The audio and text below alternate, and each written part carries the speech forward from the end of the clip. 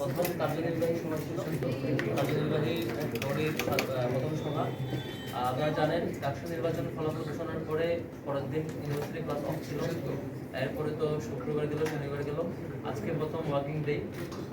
তো আজকেই আমরা প্রথম দিনেই আমাদের গণতান্ত্রিক নিয়ম অনুযায়ী পারস্পরিক পরিচিতি সভা এবং হচ্ছে কার্যক্রম সূচনার যে জায়গা সেটা আমরা শুরু করেছি। এখানে আমাদের ডাকসুর যিনি সভাপতি, বিশ্ববিদ্যালয়ের সম্মানিত উপাচার্য, তিনি উপস্থিত ছিলেন এবং ডাকসুর যিনি কোষাধ্যক্ষ যিনি ট্রেজারার, তিনি ওনার পরিবর্তে ভারপ্রাপ্ত একজন উপস্থিত হয়েছেন আজকে। আমাদের যেসব বিষয় নিয়ে আলোচনা হয়েছে আমি সংক্ষেপে ব্রিফ করছি।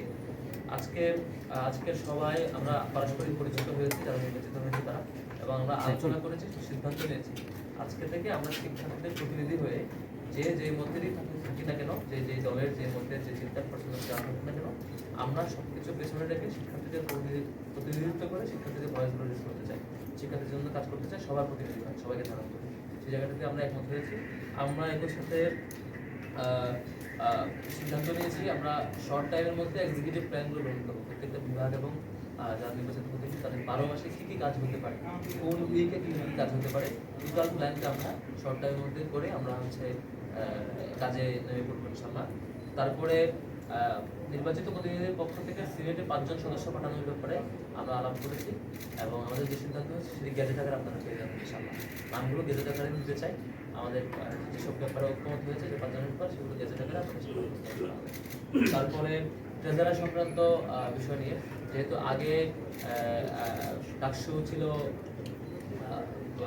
2019 সালের, ডাকসু নিয়মিত হয়নি, সেখানে আমাদের ডাকসু ট্রেজারার কে হবেন সে ব্যাপারে আমরা সিদ্ধান্ত গ্রহণ করে সেটাও গেজেট আকারে আপনাদের সামনে উপস্থাপন করা হয়েছে, নিয়ে আলোচনা হয়েছে।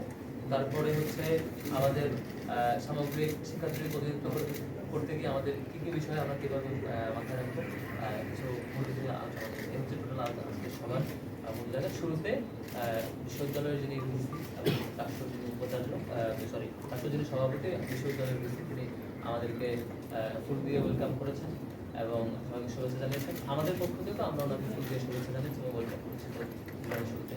এবং সর্বশেষ জিপির বক্তব্য এবং কোষাধ্যক্ষের যিনি ভারপ্রাপ্ত হিসেবে প্রতিনিধি ছিলেন ওনার বক্তব্য এবং একই সাথে ডাকসুর যিনি সভাপতি ওনার বক্তব্যের মধ্যে দিয়ে আমাদের সভাটি শেষ হয়ে আছে।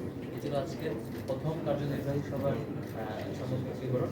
আমি এখানে অনুরোধ করবো আমাদের বিশ্ববিদ্যালয় কেন্দ্রীয়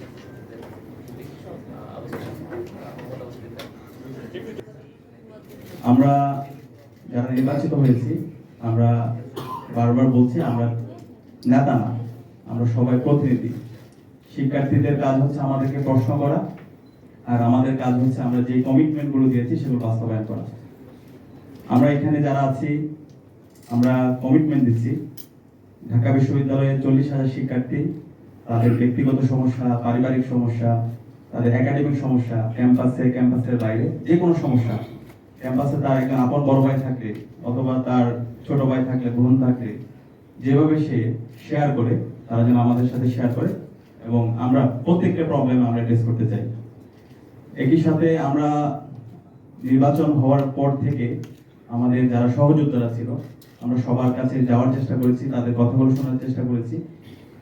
এখানে আমরা কেউ জয় অথবা পরাজয় হয়নি, হার জিতের কিছু নেই, আমরা সবাই জিতে গিয়েছি। ডাকসু নির্বাচনের মাধ্যমে জুলাই প্রজন্ম বিজয়ী হয়েছে, ডাকসু নির্বাচনের মাধ্যমে শহীদের আকাঙ্ক্ষা বিজয় হয়েছে এবং ঢাকা বিশ্ববিদ্যালয়ের 40,000 শিক্ষার্থীরা বিজয়ী হয়েছে। তো আমাদের যারা সহযোদ্ধারা আছে তাদের যে ইস্তেহার, তাদের যে প্রত্যাশা, সে প্রত্যাশায় আমরা বাস্তবায়ন করব। তারা প্রত্যেকে একজন আমাদের উপদেষ্টা হিসাবে কাজ করবে। আমরা একই সাথে ডাকসুর সাবেক যারা প্রতিনিধি ছিল আমরা তাদের সাথে সাক্ষাৎ করছি, তাদের থেকে পরামর্শ নিচ্ছি। একই সাথে আমরা বিভিন্ন হলে যাচ্ছি, শিক্ষার্থীদের তাদের প্রত্যাশা, তাদের আকাঙ্ক্ষাগুলো শোনার চেষ্টা করছি। আমরা নির্বাচনের আগে যেভাবে ডোর টু ডোর গিয়েছিলাম, আমরা প্রত্যেক শিক্ষার্থীদের ডোর টু ডোর যাওয়ার চেষ্টা করব, তাদের কথাগুলো শোনার চেষ্টা করব। আর আমাদের সম্পাদক যারাই আছেন তারা ইতিমধ্যে এক্সিকিউটিভ প্ল্যান নিয়েছেন, বিস্তারিত পরিকল্পনাগুলো আমরা খুব দ্রুতই আপনাদেরকে জানিয়ে দিব। আমরা এই মাসে কি কাজ করছি সেই পূর্ণাঙ্গ পরিকল্পনা আমরা আপনাদের সামনে হাজির করব। তো সব মিলিয়ে আমরা সবার কাছে দোয়া চাই, সারা দেশের মানুষের কাছে দোয়া চাই, ঢাকা বিশ্ববিদ্যালয়ের শিক্ষার্থীদের কাছে দোয়া চাই। আমরা আশা করছি আমরা যে কমিটমেন্ট গুলো দিয়েছি প্রত্যেকটা কমিটমেন্ট আমরা বাস্তবায়ন করবো ইনশাআল্লাহ, এবং এর মাধ্যমে জুলাইয়ের শহীদের আকাঙ্ক্ষা বাস্তবায়ন হবে, আমাদের শিক্ষার্থীদের যে প্রত্যাশা সেটা বাস্তবায়ন হবে। সবাইকে অসংখ্য ধন্যবাদ। প্রতিনিধি যে পাঁচজনকে পাঠাবো সে ব্যাপারে প্রথম প্ল্যান ছিল গেজেটে আপনাদেরকে জানাবো। তবে আমাদের সহকর্মীরা পরামর্শ দিয়েছেন যে সাংবাদিক বন্ধুগণ আছেন এখানে টোটাল ক্লারিফিকেশনটা বলে ফেললে সহজে ক্লিয়ার সুন্দর হয়, যদি ক্লিয়ার হলেও এমন সেটি বলে ফেলা করবো। আমাদের মিটিং আলাপ হয়েছে প্রথমত সিনেটে যে পাঁচজন প্রতিনিধি পাঠাবো সেক্ষেত্রে আগের এক্সপিরিয়েন্স গুলো জানা, এর আগে রাষ্ট্রপতি কিভাবে হয়েছে বিগত দিনে আমরা আগের যারা বিভিন্ন সময় নির্বাচন আলাপ করেছি। তো সবার আলাপ শুনে যেটা মনে হয়েছে বিশ্ববিদ্যালয়ে যখন একজন শিক্ষার্থী থাকেন তিনি কোন মতের, কোন রাজনৈতিক দলের, কোন চিন্তার, এটা কখনোই ফ্যাক্টর না।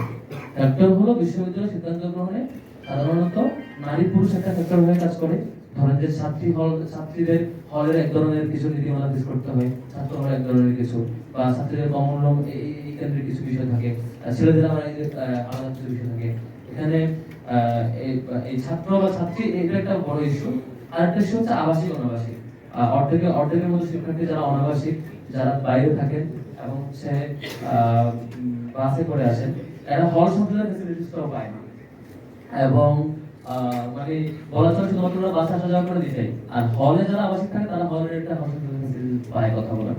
এই বিষয়ে আমরা বিবেচনায় রেখে আবার যেহেতু 5 জনের একটা লিমিটেশন আছে, 5 জন সংখ্যক প্রতিনিধি আমরা পাঠাতে পারবো, সেখানে টপ 3 অটো থাকছেন বিপিজিএস, তাহলে আমার সিলেকশন করার 2 জন মাত্র অপশন। সেটা আমরা কিভাবে করতে পারি? তো সেখানে আমরা আমাকে যেটা আসছে বা একমত হয়েছে সেটি হচ্ছে যেহেতু সেক্রেটারিয়েট বোর্ডই আছে অর্ধেক, বাকি অর্ধেক হলো জেনারেল মেম্বার, তাহলে আমরা জেনারেল মেম্বার থেকে একজন নিব, সেক্রেটারিয়েট বোর্ড থেকে একজন নিব, এই বিষয়ে আলাপ করেছি। এবং সিদ্ধান্ত হয়েছে জেনারেল মেম্বার যেহেতু সবাই জেনারেল মেম্বার, এটা কম্পিটিশন মানে কঠিন, তো যিনি বেশি ভোট পেয়েছেন সবচেয়ে বেশি সর্বাধিক তাকে আমরা সিনেটে প্রতিনিধি হিসেবে পাঠাচ্ছি, তিনি হচ্ছে সালিমুল তামান্না। আর হচ্ছে সেক্রেটারিয়েট বডিতে কাকে করা যায় সেক্ষেত্রে আলাপ হয়েছে বাকি 4 জন যেহেতু ঠিক হয়ে গেছে, একজন এমন হওয়া দরকার যে একদম এককভাবে বা সবকিছুতে অনাবাসী শিক্ষার্থীদের প্রবলেমগুলোর জন্য তিনি দায়বদ্ধ। এই বিষয়গুলো দেখবেন, যেহেতু হল সংসদে অলরেডি হলের আবাসিক শিক্ষার্থীর জন্য দেখবেন অনাবাসী শিক্ষার্থীরা এই বেশি প্রবলেম ফেস করে। আমরা সকল অনাবাসী শিক্ষার্থী বাস তাদের সাথে বসে ওনাদের প্রত্যাশার জায়গায় এটা চলে, সব জায়গায় তাদের প্রতিনিধি থাকবে। তো সেই বিবেচনায় বড় সংখ্যক শিক্ষার্থীদের পদত্যাগ করতে গিয়ে যিনি পরিবহন সম্পাদকে যিনি নির্বাচিত হয়েছেন তাকে আমরা আরেকজন যাতে তাদের প্রতিনিধিত্ব করতে পারে। মোট 5 জন হচ্ছে আসিফ আব্দুল্লাহ, এই মোট 5 জন সিনেটে থাকবেন। বিপিজিএস এজিএস আর হচ্ছে পরিবহনে যিনি নির্বাচিত হচ্ছেন আসিফ আব্দুল্লাহ, জেনারেল মেম্বার যিনি সর্বোচ্চ ভোট পেয়েছেন এই 5 জন হচ্ছে সিনেটে। আমি আশা করি সবাই ক্লিয়ার করতে পেরেছি। আজকে আমাদের সংযুক্ত শেষ করছি। শুভেচ্ছা এবং